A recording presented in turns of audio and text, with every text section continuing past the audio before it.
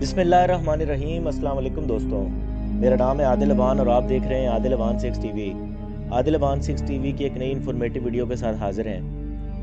नाज़रीन कराम, कमोबेश दुनिया का हर इंसान अपनी ज़िंदगी में तख्लीक के सवालात पर ज़रूर गौर करता है।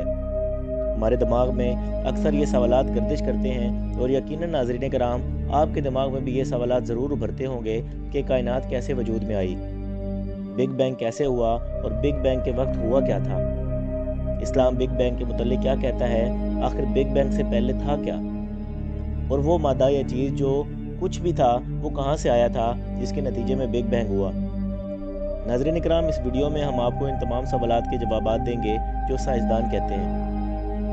नाज़रीन इकराम, जिस सवाल पर दुनिया का हर साइंसदान परेशान है और इसका कोई जवाब नहीं पाता, वो सवाल ये है कि बिग बैंग होने से पहले या जिस लम्हे बिग बैंग हुआ, इस लम्हे से पहले वो ये कायनात वजूद में कैसे आई। मादा और उसकी शक्लें बदलने की सलाहियत से तो हम सभी वाकिफ़ हैं, लेकिन किस चीज़ के ना होने से होने तक के सफ़र को कैसे मुमकिन बनाया गया और कायनात अदम से वजूद में कैसे आई और अदम से वजूद में आने की वजह क्या होती है, इस सवाल के जवाब को जानने के लिए साइंसदान सालों से रिसर्च कर रहे हैं। ये जब से इंसान पैदा हुआ, जब से लेकर आज तक के अहम सवालात हैं कि मादा कैसे वजूद में आया जो बिग बैंग की वजह बना। इस बारे फिजिक्स के माहिरीन कहते हैं कि कायनात बिग बैंग के ज़रिए फटकर अलग होने से पहले एक मादा ही थी और ये जुड़ी हुई थी। नाज़रीन कराम, एक कॉमन गलतफहमी जो हम सब में पाई जाती है वो ये है कि शायद बिग बैंग के वक्त कोई धमाका हुआ था जिसकी आवाज़ बहुत ज़्यादा थी, लेकिन ऐसा नहीं हुआ था। ना तो कोई धमाका हुआ था और ना ही कोई आवाज़ आई थी, क्योंकि आवाज़ हमेशा मादे के ज़रिए पैदा होती है। मादा बिग बैंग के बाद बना, जो कि बिग बैंग के वक्त मादा था ही नहीं, इसलिए कोई धमाका या आवाज़ पैदा होने का सवाल ही पैदा नहीं होता। ये बिग बैंग 13 अरब 70 करोड़ साल पहले हुआ था। इस वक्त दर्जा हरारत इंतहाई दर्जे पर था। बिग बैंग के बाद 1 सेकंड के 90 हिस्से के 90 हिस्से के करोड़वें सेकंड में, यानी अशारिया के बाद 42 सिफर और फिर 1 के बाद ही फिजिक्स के कवानीन जो थे वो वाज़ेह होने लगे और कशिश शकल ग्रेविटी वजूद में आई। अगर इशारे के बाद 35 सिफर और फिर 1 लगाएं और ये जो सेकंड का इंतहाई मुख्तसर अरसा बनता है, इस मुख्तसर तरीन अरसे में ताकतवर न्यूक्लियर एनर्जी वजूद में आ चुकी थी। कोरक, इलेक्ट्रॉन और उसके एंटी पार्टिकल किसी भी अरसे में बनने वाले थे, और वो ये वक्त था जब दर्जा हरारत इतना ज़्यादा था कि उसे ज़ाहिर करने के लिए 1 के बाद 27 सिफर लगानी पड़ती है, यानी 1 अरब डिग्री सेंटीग्रेड दर्जा हरारत।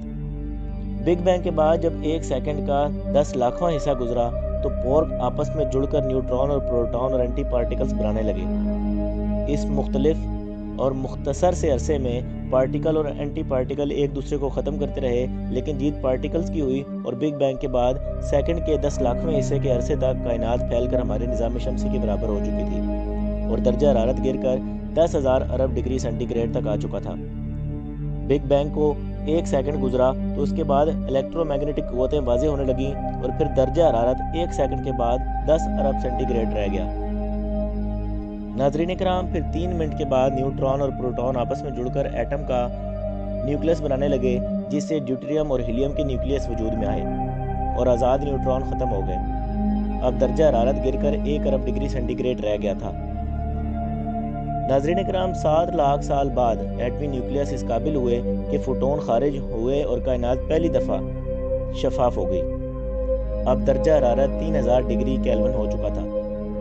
इब्तिदा में बनने वाले सितारों में लोहा या दूसरे हैवी अनासर बिल्कुल मौजूद नहीं थे। इसके बाद 1 अरब साल बाद कहकशां यानी गैलेक्सी बनने लगी। नाज़रीन कराम, आज सिर्फ हमारी मिल्की वे गैलेक्सीज में, जिसका हमारे निज़ाम शमसी हिस्सा है, 1500 अरब सितारे मौजूद हैं और हमारे नज़दीक तरीन पड़ोसी कहकशां 10 लाख नूरी साल के फासले पर मौजूद है। आज साइंसदानों के दरमियानी सतह का दर्जा हरारत गिरकर -200 डिग्री सेंटीग्रेड हो चुका है। कहकशाएं बन चुकी हैं और सितारों की कई नस्लें गुजर चुकी हैं। लोहे और निकल से भी ज़्यादा भारी एटमी न्यूक्लियस वजूद में आ चुके हैं। ज़िंदगी की इब्तिदा हो चुकी है और हमारे निज़ाम शमसी लगभग 4.5 अरब साल पहले वजूद में आया था और हमारी ज़मीन की उम्र भी इतनी ही है। लेकिन अब वापस आते हैं इस सवाल की तरफ कि बिग बैंग से पहले हुआ क्या था। वो अजीम धमाका जिससे कायनात का आगाज़ हुआ, उसे एक नज़रिए की बुनियाद पर जाना जाता है। ये सिर्फ एक थ्योरी है जिसके بارے یقینی طور پر نہ تو کوئی ثبوت موجود ہیں اور نہ ہی اسے فزکس کا قانون یا لاء کہا جا سکتا ہے۔ صرف ناظرین کرام، صفر حجم ایک تھیوریٹیکل ایکسپلینیشن ہے جس کے ذریعے سائنس کسی ایسی شے کے وجود کو ظاہر کرتی ہے جو انسانی عقل و سمجھ سے باہر ہو، لہٰذا ایک نقطے کو، ایک پوائنٹ کو صفر حجم ظاہر کر کے ہی بات کی جاتی ہے۔ حقیقت یہ ہے کہ صفر حجم والے ایک پوائنٹ کا مطلب، نقطے کا مطلب اس کا عدم وجود ہے۔ گویا کائنات عدم سے وجود میں آئی، یعنی آسان الفاظ میں نہ ہونے سے ہونے میں آئی، یعنی اسے تخلیق کیا گیا۔ اب یہاں پر انسانی حیرت کی انتہا ہو جاتی ہے کہ صفر حجم والا نقطہ جدید دور میں سائنسدان پیش کرتے ہیں جو اپنی بات کو صرف سمجھانے کے لیے پیش کرتے ہیں۔ ناظرین کرام، پنجابی کے مشہور شاعر بابا بلے شاہ آج سے 250 سال پہلے اپنی نظم میں لکھتے ہیں کہ گل ایک نقطے وچ مکدی ہے، یعنی بات صرف ایک نقطے پر آ کر ختم ہو جاتی ہے۔ وہ بار بار پیغام دے رہے ہیں کہ ایک نقطے سے ہی ہماری ساری کائنات کی ابتدا ہوئی تھی، اور سائنسدان اس نقطے کو، اس عدم وجود کو بگ بینگ کہتے ہیں، اور بگ بینگ نظریہ یہ بیان کرتا ہے کہ ابتدا میں تمام اجسام ایک ہی جسم تھے اور پھر یہ الگ الگ ہو گئے۔ وہ حقیقت جس کو بگ بینگ نظریے نے ثابت کیا، قرآن پاک نے 1400 سال پہلے واضح کر دیا تھا۔ جب لوگوں کے پاس کائنات کے بارے میں بہت ہی محدود معلومات تھیں تو اس وقت اللہ نے سورۃ الانبیاء کی آیت نمبر 30 میں بیان فرمایا، جس کا مفہوم یہ ہے: کیا ان کافروں کو یہ معلوم نہیں کہ آسمان اور زمین پہلے جڑے ہوئے تھے، پھر ہم نے دونوں کو اپنی قدرت سے پھاڑ دیا، اور ہم نے بارش کے پانی سے ہر جاندار چیز کو بنایا، کیا یہ لوگ ان باتوں کو سن کر بھی ایمان نہیں لاتے؟ ناظرین کرام، یہاں تک قرآن مجید اشارہ دیتا ہے کہ بگ بینگ سے پہلے ایک ایسا مادہ تھا جو آپس میں جڑا ہوا تھا۔ اب سائنسدان اسی کھوج میں ہیں کہ وہ مادہ کیا تھا۔ ناظرین کرام، قرآن مجید کی سورۃ الانعام کی آیت نمبر 95 کا مفہوم ہے: بے شک اللہ دانے اور گٹلی کو چیرنے والا ہے، زندہ کو مردے سے نکالنے اور مردہ کو زندے سے نکالنے والا یہ اللہ ہی ہے، تو تم کہاں پھیرے جاتے ہو؟ ناظرین کرام، اسی میں زندہ کو مردہ سے نکالنے کے الفاظ پر غور کریں تو اللہ تعالیٰ بالکل یہ بات کر رہے ہیں کہ جس پر آج کے سائنسدان ابھی تک سر کھپا رہے ہیں کہ زندہ کو مردہ سے نکالنے کا مطلب عدم سے وجود میں آنا ہے، یعنی یہ ایک ایسی مسٹری ہے جو کوئی بھی اس سے واقف نہیں ہوا۔ وہ دراصل تحقیق کی صلاحیت سے واقف ہو جائے گا، یعنی وہ صلاحیت جو اللہ کے پاس ہے، انسان اس سے واقف ہو جائے گا۔ ناظرین کرام، جس دن انسان اس سے واقف ہوا، وہ خود اس صلاحیت کا استعمال کرنے کی کوشش کرے گا، اور بگ بینگ سے پہلے کیا تھا اس پر صرف مفروضے ہی اب تک بنائے جا چکے ہیں اور بنے ہیں۔ جدید سائنس میں جو نظریہ سب سے زیادہ مقبول ہو رہا ہے وہ یہ ہے کہ بگ بینگ کے نتیجے میں جو کائنات دراصل پہلی کائنات وجود میں آئی تھی، وہ پہلی کائنات نہیں تھی، وہ ایک اور کائنات تھی جس کے خاتمے کے نتیجے میں ایک بگ بینگ ہوا، اور اس بگ بینگ کے نتیجے میں ہماری آج کی کائنات وجود میں آئی۔ اور اس نظریے کو ماننے والے کہتے ہیں کہ ہماری کائنات پہلی نہیں ہے، بلکہ عین ممکن ہے کہ ہم سے پہلے لاکھوں کائناتیں وجود میں آ کر تباہ ہوتی رہی ہوں، اور ان میں سے ہر ایک کی تباہی کے نتیجے میں ہر بار ایک نئی کائنات وجود میں آتی رہی ہو، اور نئی کائنات کے خاتمے کے بعد پھر ایک اور کائنات بنی ہو۔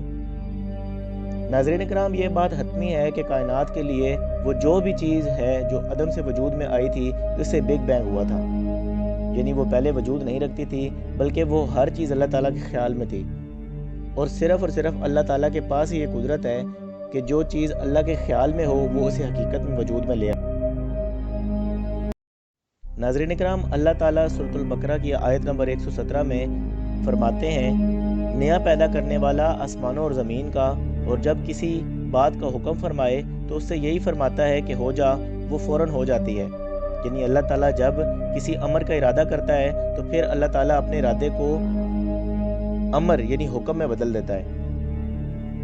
ناظرین کرام، امر کا مفہوم کمپیوٹر سائنس میں کمانڈ ہوتا ہے۔ امر کے بعد وہ چیز ہونا شروع ہو جاتی ہے جسے بگ بینگ کے بعد کا عمل دراصل اللہ کے کن کہنے کے بعد ہونے والا عمل تھا۔ کن کے نتیجے میں بگ بینگ ہوا تھا، اور بگ بینگ سے پہلے جو کچھ تھا دراصل عدم سے وجود میں لایا گیا تھا، اور وہ صرف اور صرف اللہ کے حکم سے ہوا تھا اور اللہ نے ہی کیا تھا۔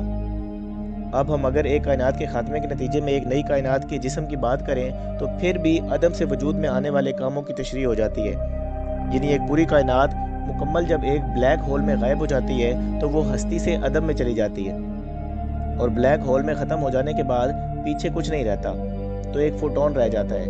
وہی فوٹون ایک اسٹیج پہ جا کر عدم یعنی کچھ بھی نہ ہونے میں تبدیل ہو جاتا ہے اور ایک پوائنٹ بن جاتا ہے جس کی مادی حیثیت کچھ نہیں ہوتی، اور وہ پھر ایک اسٹیج پر آتا ہے کہ یہ سائیکل ریورس ہو جاتی ہے اور فوٹون اپنی پہلی حالت سے واپس میں آتا ہے اور بگ بینگ ہوتا ہے اور پھر ایک نئی کائنات وجود میں آ جاتی ہے۔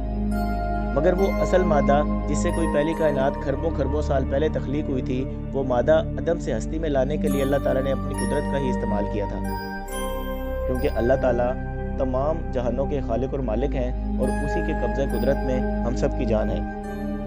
ناظرین کرام، آپ اس بارے میں کیا خیال کرتے ہیں؟ اپنی قیمتی رائے کمنٹ سیکشن میں ضرور بتائیں، اور ہمارے اس چینل عادل اوان 6 ٹی وی کو سبسکرائب کریں، لائک کریں، شیئر کریں اور بیل آئیکن پر ضرور کلک کر دیں تاکہ نئی آنے والی انفارمیٹیو ویڈیو آپ کو سب سے پہلے مل سکے۔ بہت شکریہ، جزاک اللہ۔